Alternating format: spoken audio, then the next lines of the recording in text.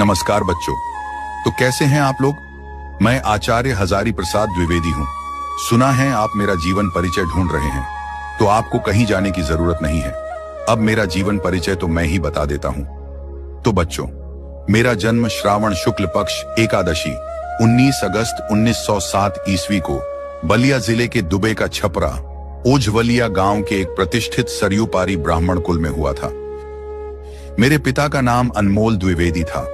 मेरी माता ज्योतिषमती भी प्रसिद्ध पंडित कुल की कन्या थी। इस तरह मेरा बालक जीवन में संस्कृत और ज्योतिष की शिक्षा उत्तराधिकार में प्राप्त हुई। सन 1930 ईस्वी में मैंने काशी हिंदू विश्वविद्यालय से ज्योतिषाचार्य की उपाधि प्राप्त की। मेरी प्रतिभा का विशेष स्फुरण कवि गुरु रवींद्रनाथ की विश्वविख्यात संस्था शांति निकेतन में हुआ, जहां मैं सन 1940 ईस्वी से 1950 ईस्वी तक हिंदी भवन के निदेशक के रूप में रहा। यहीं मेरा विस्तृत स्वाध्याय और सृजन का शिलान्यास हुआ। सन 1949 ईस्वी में लखनऊ विश्वविद्यालय ने मुझे डीजियो लिटजीरो की उपाधि से सम्मानित किया। सन 1950 ईस्वी में मैं काशी हिंदू विश्वविद्यालय के हिंदी विभाग के प्रोफेसर और अध्यक्ष नियुक्त हुआ। सन 1957 ईस्वी में मुझे पद्म भूषण की उपाधि से विभूषित किया गया। सन 1958 ईस्वी में मैं राष्ट्रीय ग्रंथ न्यास के सदस्य बना।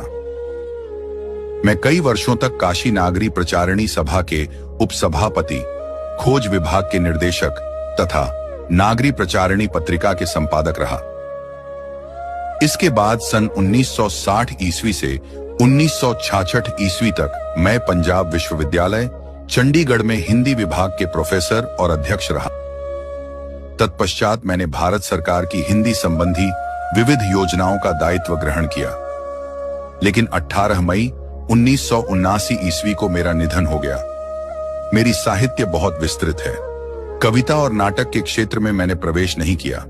मेरी कृतियां वर्गीकरण के आधार पर निम्नलिखित, जैसे कि मेरी प्रमुख इतिहास है, हिंदी साहित्य का आदिकाल, हिंदी साहित्य की भूमिका। मेरी प्रमुख निबंध संग्रह है अशोक के फूल, कुटज, विचार प्रवाह, विचार और वितर्क, कल्पलता, आलोक पर्व। मेरी प्रमुख उपन्यास हैं बाणभट्ट की आत्मकथा, अनामदास का पोथा, चारुचंद्र लेख और पुनर्नवा आदि। कहानी